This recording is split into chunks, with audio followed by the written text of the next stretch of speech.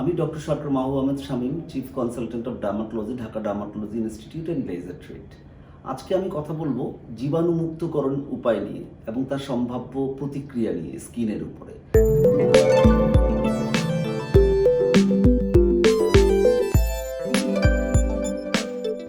কারণ আমরা লক্ষ্য করছি এই যে করোনা দিনে আমরা বিভিন্ন ধরনের প্রচুর ভিডিও পাচ্ছি, আমাদের ইনবক্সে পাচ্ছি, সব জায়গায় পাচ্ছি।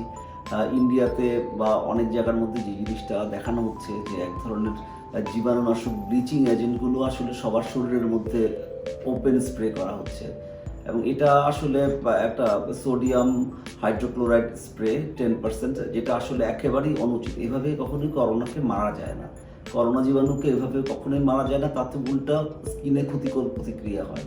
করোনা তো আমরা সবাই জানি যেটা আসলে ড্রপলেটের মাধ্যমে, মুখের মাধ্যমে বা চোখের মাধ্যমে, নাকের মাধ্যমে প্রবেশ করতে পারে।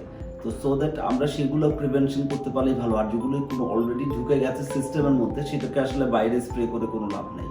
1 নম্বর। 2 নম্বর কথা হচ্ছে, এই ব্যাপারে যেহেতু অনেকেই আমাকে অনুরোধ করেছেন যে আমরা যে হ্যাক্সিসল অনেকে রেগুলার ব্যবহার করছে, তো সেটা করলে কি স্কিনের কোনো ক্ষতি হবে কিনা, বা বিভিন্ন যে ব্লিচিং এজেন্টগুলো কতটুকু আপনার শরীর গ্রহণ করতে পারবে, বা হ্যান্ড স্যানিটাইজারটা কতটুকু নিরাপদ। তো এগুলো সবগুলোই মূল ব্যাপার আমি একটু একটু করে বলি। সেটা হচ্ছে, যদি হ্যান্ড স্যানিটাইজার ব্যবহার করি, হ্যান্ড স্যানিটাইজারের মধ্যে আসলে ইথানল আছে, তার সাথে কিছু আপনার ময়েশ্চারাইজার যোগ করা আছে। সুতরাং হ্যান্ড স্যানিটাইজার ব্যবহার করলে আর উল্টা আলাদা ময়েশ্চারাইজার যোগ করতে হবে না। আর হ্যাক্সিসল যেটা ক্লোরহেক্সিডিন আছে, এটা আসলে আমরা বেসিক্যালি সার্জিক্যাল কাজে ব্যবহার করি। যখন আমরা সার্জারি করতে যাই তখন আমরা ওটা দিয়ে আসলে পুরোপুরি নিজের হাতটাকে জীবাণুমুক্ত করে তার উপর আমরা গ্লোভস ব্যবহার করি। আর যদি নর্মালি আমরা হ্যাক্সিসল রেগুলার ব্যবহার করতে চাই, তাহলে হ্যাক্সিসল ব্যবহার করার পরে আমরা আসলে হাতটাকে ধুয়ে ফেলে আমরা আসলে আমাদের একটা ময়েশ্চারাইজার লাগাতে হবে, তাহলে আমাদের স্কিনটা এবং হাতটা ভালো থাকবে। আর যেটা বলা হয়েছে যে ব্লিচিং এজেন্টগুলো যদি সরাসরি শরীরের মধ্যে লাগে, কী কী প্রতিক্রিয়া হতে পারে। হ্যাক্সিসল এবং এগুলো যদি লম্বা সময় লাগে, স্কিন খসখসে হয়ে যাবে। আর যদি ব্লিচিং এজেন্ট যেটা স্প্রে করা হচ্ছে, সেটা আসলে একটা করোসিভ এজেন্ট, এটা আসলে একটু বেশি মাত্রায় ব্যবহার করলে চামড়া পুড়ে যেতে পারে।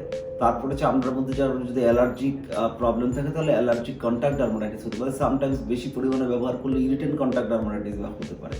ফলে চামড়ার প্রদাহ হতে পারে, চামড়ার মধ্যে ছোট ছোট ফুসকুড়ি হতে পারে, এবং আরও অন্যান্য এই রিলেটেড যে স্কিনের সমস্যা আছে সবগুলো হতে পারে। সুতরাং আমরা এই সমস্ত ডিসইনফেক্টেন্টগুলো ব্যবহার করার সময় আমরা আরও অনেক সতর্ক হব।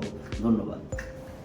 Please don't forget to subscribe and like Laser Treat by Dr. Shamim, and follow me in Instagram, Twitter and Facebook. And if you have any query, please visit www.lasertreat.com.bd.